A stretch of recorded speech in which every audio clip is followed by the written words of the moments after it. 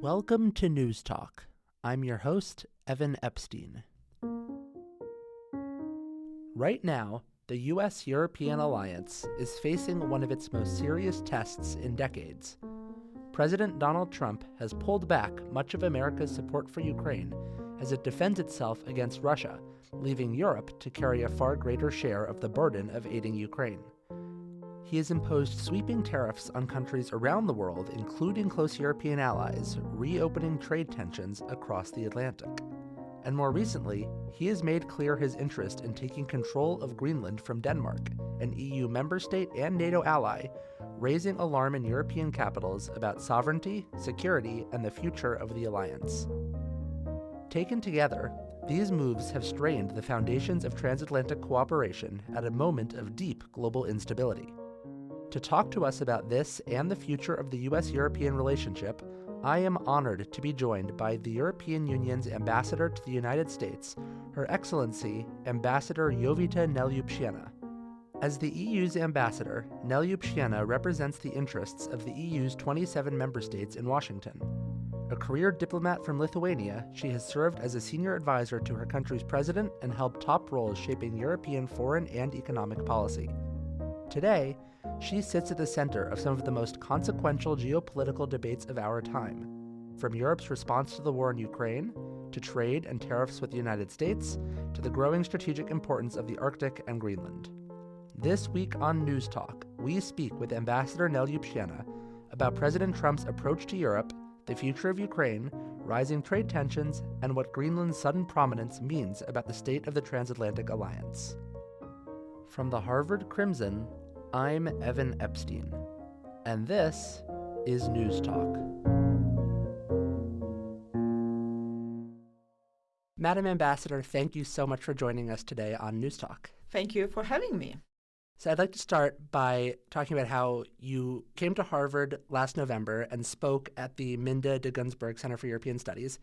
At that talk, you said that you believed that the EU would have, quote, good relations with President Trump's Secretary of State, Marco Rubio, and that Trump's return to the White House would not harm the U.S.-European relationship. A year out from those comments, do you think you were correct, or has Trump's presidency soured our relationship at all? Well, I think that there are ups and downs in the relations. I think that we have done quite a lot. We managed to get to the trade deal back in August. We have a really good cooperation on energy. We are the biggest buyer of American LNG exports. We just landed our decision that we have to have an agreement on critical minerals last week. So there are things where we are moving in positive directions. Well, definitely we had a very tough conversation on the questions like Greenland and the partnership overall and how we approach that. But I think that, when you're allies and when you are partners, there's always the room for the very honest conversations. What is your relationship like with President Trump personally? Well, it's not for ambassadors to have a personal relations. It's professionally then. It's EU-US relations what actually matters, and my principals, Commission President von der Leyen, as well as Council President Costa, met several times on different occasions. Had conversations. They are in contact. We have, several of the U.S. secretaries coming to the EU residence to talk with all 27 EU ambassadors. So, those relations are really very professional and I would say positive-spirited, if I may put like that. But we are not shying away to say this is how we want those relations actually to develop. Obviously, Trump is an unconventional president. How does his approach to U.S. foreign policy and his relatively aggressive stance towards our European allies affect how Europe views the U.S.? I think that, there's differences how we as diplomats deal with our American colleagues. There is a lot of, engagement on a diplomatic level. What we have to be careful whenever we have more tough rhetorics on any of the side is actually how general public perceives that. And if general public gets very much upset, then for political leadership, it's very difficult to project any other kind of the messages. So I really believe that, they're talking positively but openly about your allies and partners is important. Not only, criticizing each other, but I think that's the essence. Do you think that the European public has soured on the U.S.? Well, I think that people in different European countries were quite surprised of some of the quite tough language vis-a-vis Europe. What is the U.S. misunderstanding about the EU's role in international relations? I think that there is a misunderstanding what we as the Europeans, we are political and economic alliance, or the organization of medium to small countries who actually came together as in the beginning as really a peace project after the Second World War. So European integration is the result of trying to build peace in Europe, and it would not happen without the leadership of US, without the Marshall Plan. So this is one of the most successful peace projects of the United States of America, which lasts almost 80 years. And I think that the Americans should be very proud of that. So we are proud as well that we actually, even we being very diverse countries, from the very north to the very south, from the east to the west, with the really a diverse political parties which actually win different elections because we have a different political cycles, we still manage to get our act together to vote for the things we believe is important, to get certain decisions done, be it a 19 sanction package on Russia, be it our energy resilience, be it actually review and not shying away, acknowledge that some things don't work. So we just passed some laws which were reviewing our sustainability regulations, the different kinds, to say, okay, look, this is very fine and it actually helps us to achieve the aim. But maybe it's overburdens our business, especially small and medium. Maybe we have to review to make it easier for them to follow those regulations. So this is, nothing is set in stone. Everything is movable, and how do you move all those pieces? And I think that it's not about misunderstanding, but I think that sometimes it's underappreciated that we move slower. But when we move, we actually keep to our word, to our promises, and really we're very much tied to our principles. Some European capitals are openly saying that Europe must plan for U.S. disengagement or unilateralism. Does the EU now share that assessment? Well, I think that you yourself are asking about some countries, saying I think that's the answer there. There are different opinions, but definitely, I think that instead of focusing of what we expect or not expect from United States, we have to focus, what should we do at home to make sure that we are safer and more protective? So, for example, investing in defense.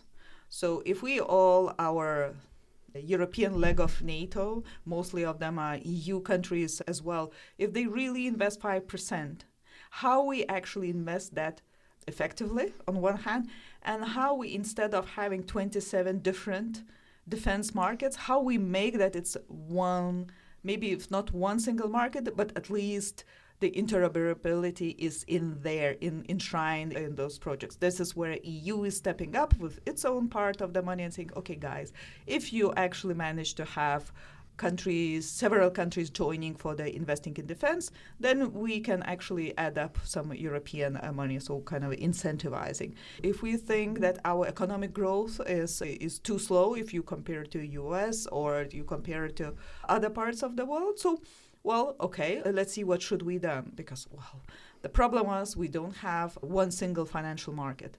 How we make sure that if the money is generated in Germany can be invested in the Baltics, or vice versa. In Harvard you have a Luxembourgish prime minister here, how he actually the possibility of the financial companies in there can invest around Europe and make sure that we actually work all together. I think there are lots of homework we should do back home, instead of just looking at what will happen with the U.S. foreign or security policy or even domestic policy. The stronger Europe is actually for the benefit of the U.S. Being U.S. more active abroad or less active abroad. So earlier you mentioned the country surrounding Greenland. Let's talk about that a little bit. How do you feel that this situation is going to play out? Is there any chance that Trump succeeds in getting Denmark to sell the United States Greenland? Is there any fear of actual military confrontation? Or is this all going to fizzle out and remain in the status quo? Well, I think that it's the first and the most important principle is territorial integrity and sovereignty of the country. We are well past the centuries when someone can sell some territories without asking the people. And I think that, first of all, the answer is in the hands of Greenlanders and in the hands of the Kingdom of Denmark. This is where the main answer lies. I do believe that questioning those principles is very detrimental, and not only for the transatlantic relations, but for the global world order. And I think that we have to remind ourselves that adversaries who have no principles at all and who already violated their borders or who attacked their neighbors like Russia in Ukraine, Georgia, and other places, that they are looking at this situation and feel emboldened. And I think this is what we have to be careful. So I think that we have to invest in building up relations instead of creating extra tensions. You mentioned the consent of Greenlanders. Do you think that there's any circumstance under which the EU would accept a U.S. arrangement with Greenland that bypasses Denmark's consent? What if, not that this is realistic, but let's say the people of Greenland vote in a referendum to secede from Denmark and join the United States? Would the EU support that? Well, look, European countries stood very firmly behind Denmark and Greenland, and I don't think that we will wave anywhere. All right, now I want to turn to tariffs. After Trump's, quote, Liberation Day back in April, during which he announced sweeping tariffs on nearly all foreign countries, the U.S. and EU came to an agreement in July, which you mentioned earlier, in which European exports would face 15% tariffs. How do you feel about the situation? And what kind of impact is it having on both the American and European economies, as well as the relationship between the two continents? Well, that's a lot of questions in one go. So let's say, yes, the August deal is about 15% for most of the goods, except there are several sectors left where U.S. still keeps a higher tariff than the 15%. I have to say that actually the U.S. side kept this part of the promise, the same as ours, to make sure that none of the agreed sectors which are under 15% would face something else. Then the European Commission as well kept its promise, and we submitted the proposal for the European Parliament to actually reduce our side of tariffs on industrial goods to zero. And right now it's in the hands of the European Parliament to vote on that. You probably noticed that because of the previous question on Greenland, there was some pause introduced by European Parliament to see how it will evolve because of the question. Right now, it's already announced that European Parliament will continue its consideration starting off next Tuesday, and I think that will be beneficial for both sides because more trade, actually more jobs, more economic growth is there. This is the European approach. We do believe that drawing the tariffs down actually benefits both sides. There are other elements in the trade agreement, for example, the purchasing of big amounts of energy resources from U.S. as well as semiconductors from U.S. That's where we are working on, and as well some investments, private company investments in the U.S. These are the different elements we are working about, and I'm sure we can conclude at a certain point that we're and take stock where we are. Would the EU ever consider using its anti-coercion instrument against the United States if talks were to break down further? Well, I think that we are not at this moment at the moment, and I don't think that we have to threaten our ally and a partner with some instrument that some of the people are calling, bazooka. But look, I think that what is most important is really to find the way forward without threatening each other, be it the tariffs, be it one instrument or another. But I think that EU is ready to stand its grounds to make sure that our interests and our business interests are protected. We never believe that tariffs is the right answer because the tariffs do not increase economic potential. They usually limits it. So we have to make sure that we have as smooth and as resilient supply chains which we have very much integrated over the years, because we learned the lesson what can happen if crises arise. And you don't need to go back and say, oh, what happened to our supply chains when, for example, Russia attacked Ukraine. But let's look into what happened when the COVID crisis was there. We actually making sure that our trade routes are safe and secure, that you can access your supply chains as smooth as possible. This is where we actually have to work together, because it's not possible that one country can, even in a big country as U.S., can actually sustain. Because, let me give you one example, not to speak for too long, but you produce the best armed vehicles in U.S., but most of the part, or not most of the part, we'll say some parts of that actually comes from Europe. You don't produce them. Because it's cheaper to produce. There are certain materials in Europe, and there's a certain very specific labor force which you need. And it's fine, because when we produce, let's say, some of our helicopters back in Europe, we need certain elements from US, which without one or another particular element, the helicopters will not fly. This is, what this partnership means. Recently, Canada introduced a new trade agreement with China in the absence of cooperation with the United States. Do you see Europe moving closer to China at any point in the near future if talks with the U.S. break down, or if tariffs increase, or if anything worsens? For the European Union, China is a systemic rival. It's a partner, a trading partner, and as well as a competitor. So the question is, how we, in this particular point, how we see China, their excessive overcapacity, their over-subsidies, their dumping prices actually hurts European economy, especially in the certain sectors. It will be always the interest of the European Union to try to make sure that the fair market rules are applied. If you're not playing according to our market rules, we are ready, and we have done that. We will introduce different so-called trade defense instruments. Sometimes it's tariffs. Sometimes are quotas. Sometimes it's just a closure of the market for certain goods, or closure, for example, to access of our procurement. So if you want to be on our market, you have to do. Is the China important trading partner? Yes, it's a huge market.